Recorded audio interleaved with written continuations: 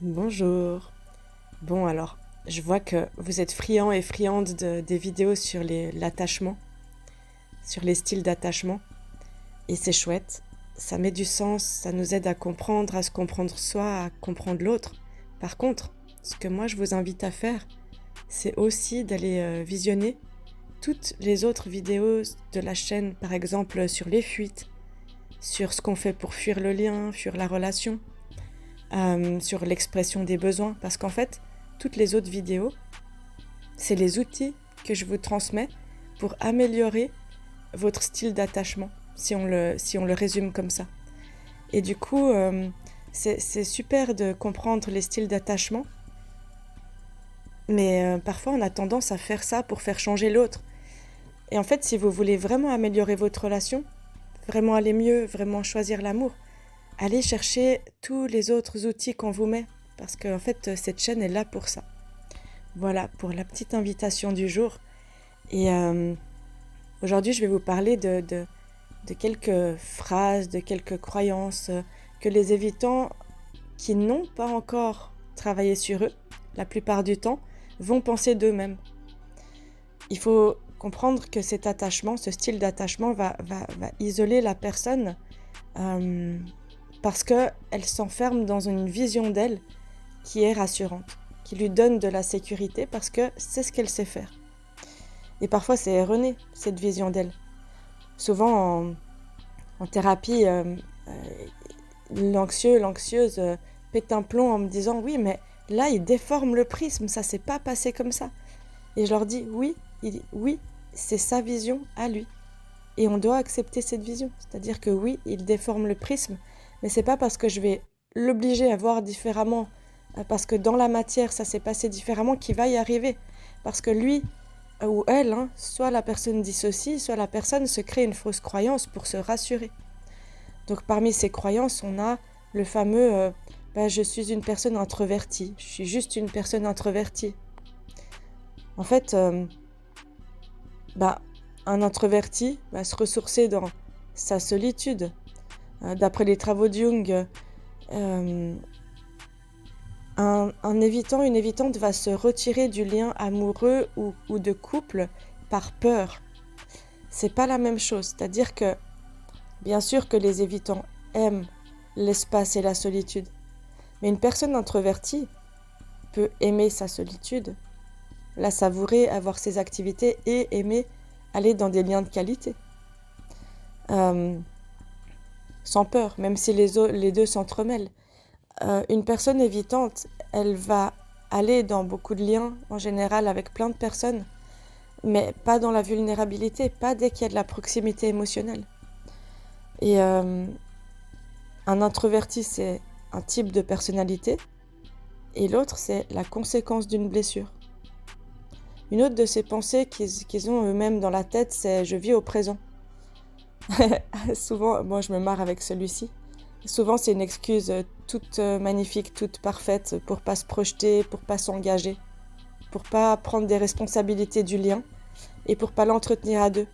Comme les évitants ont très peur d'être responsables d'une émotion de l'autre et qu'ils ont cette fausse croyance d'ailleurs en plus, je suis responsable de toi, de tout, ils vont utiliser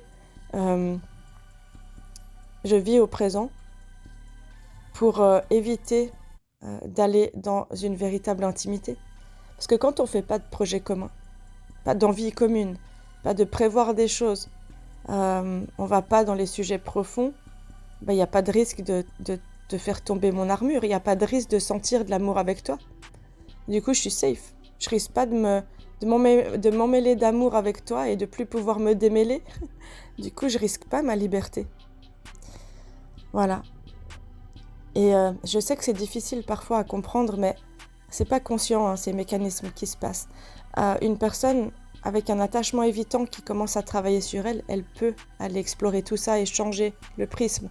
Elle peut commencer à se projeter, organiser des choses ensemble. Mais ça prend du temps et c'est un choix personnel. C'est pas parce que vous allez faire quelque chose que ça va changer ça. Ce que vous pouvez faire, vous, de votre côté, c'est parler en jeu, c'est exprimer ce que vous ressentez, écrire le canevas de la lettre de réengagement et d'amour que je vous ai mis sur la chaîne, et de prendre la responsabilité de votre émotion. Et prendre la responsabilité de votre émotion, c'est aussi de dire à l'autre, je ne peux plus ton comportement. Je ne peux plus ce fait que tu ne te sentes pas assez et que tu restes figé, que tu fasses rien. Toutes ces choses, en fait, que vous connaissez si vous passez beaucoup de temps à écouter ces vidéos. Un autre imaginaire de l'évitant, c'est que l'enfance s'est bien passée.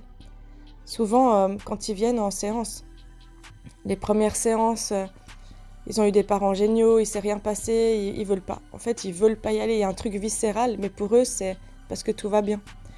Alors, ce dédain ou ce masque de l'imperméable, de l'hermétique, il faut imaginer qu'il est construit depuis l'enfance, parfois depuis qu'ils sont bébés. Donc, c'est leur manière de se protéger du monde. Et moi, ça m'arrive de voir des personnes qui explosent d'un coup, avec qui on reconnecte avec l'émotion, on va la chercher, on l'apprivoise, et c'est tout un travail en dentelle, en douceur, pour sentir, c'est ok, quand j'explose en larmes, ça fait pas mal. Quand c'est bien accompagné, en travail psychocorporel, il y a des techniques pour faire ça. Quand c'est bien accompagné, ça peut être doux, ça peut être tranquille.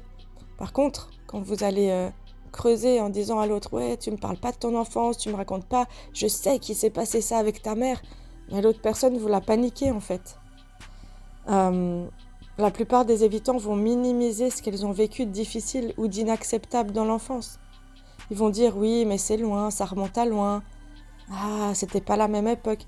Non, mais ça me faisait rien. » Parce qu'en fait, ils ont dû devenir hermétiques pour se protéger de ça. Et du coup, c'est un système de défense, une énorme armure qui leur permet de ne pas s'effondrer, en fait. Parce que s'ils sentent, ils s'effondrent. Ils légitiment ce qu'ils ont vécu de trash. Et ça, c'est compliqué. C'est pour ça que vous, les anxieux, les anxieuses en face, quand vous allez tout le temps vous occuper d'eux et d'essayer de les guérir, bah, en fait, ils sentent que vous aussi, vous êtes sacrifiés et que ça, c'était votre costume et que vous vous guérissez pas. Donc ils ont besoin que vous alliez aussi dans la vulnérabilité pour leur montrer en exemple que c'est pas dangereux. Mais si je passe ma vie à aller checker l'autre en disant tu fais ci, tu fais pas ça, tu devrais travailler ci, tu devrais travailler ça, la personne ne se sent pas en sécurité, elle sent que vous projetez. Du coup que vous travaillez pas non plus sur vous et ça lui donne pas un exemple. Et vous allez me dire, oui, ben pourquoi c'est à moi de donner l'exemple ? Bah, si vous voulez pas donner l'exemple, n'allez pas avec des évitants. Je sais que c'est rude pour ceux et celles qui sont en couple avec des évitants, mais c'est une réalité quand même à entendre. Un autre imaginaire que vous pouvez trouver, c'est soit, ça dépend les versants, soit leur ex, il dépeigne un tableau assez négatif parce qu'ils ont rationalisé pourquoi ils n'étaient plus avec la personne.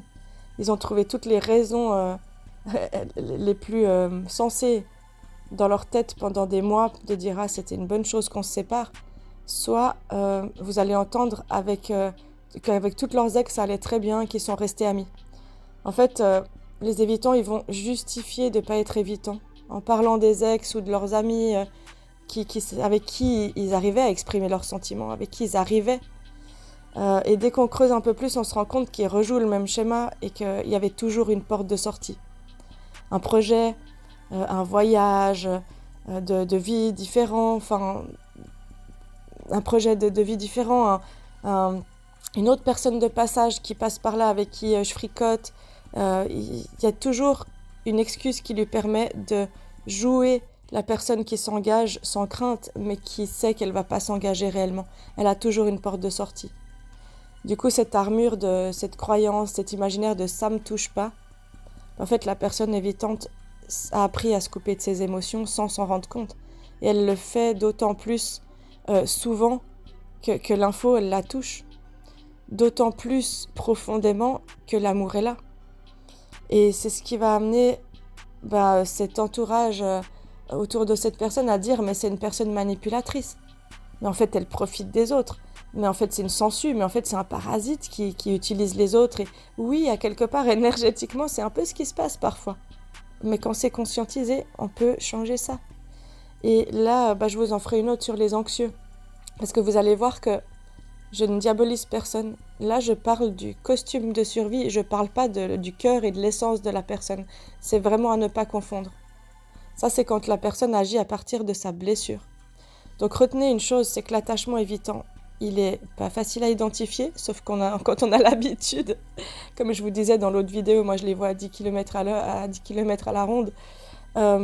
Et je les aime beaucoup quand même, et c'est quand même mes amis et des personnes tellement brillantes quand on regarde sous la carapace, et quand il y a de la sécurité, et que la personne en souffre. Retenez ça, la personne elle en souffre, parce qu'elle est rigide dans ses contrôles, dans ses thugs, dans ses systèmes de croyances, et ça prend des plombes à déprogrammer.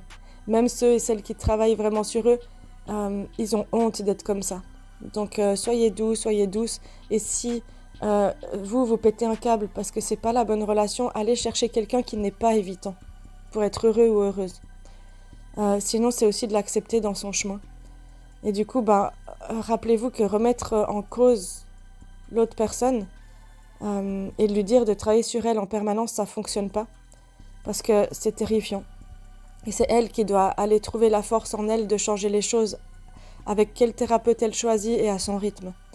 Et vous pouvez lui raconter des situations pour la faire évoluer de manière moins dangereuse, plutôt que d'essayer de la faire changer directement. Et ça, vous pouvez aller voir sur l'autre vidéo, est-ce qu'on peut faire travailler un évitant, une évitante. Voilà. Alors moi, je vous souhaite une très belle journée. Merci pour votre présence sur cette chaîne. N'hésitez pas à partager autour de vous. N'hésitez pas à découvrir toutes les vidéos qui, justement, vous donnent les outils pour faire différemment. C'est ça le but. Et même si c'est pas spécifiquement sur les styles d'attachement, vous allez trouver des pépites. Et merci de votre présence sur cette chaîne. Puis à tout bientôt. Prenez soin de vous.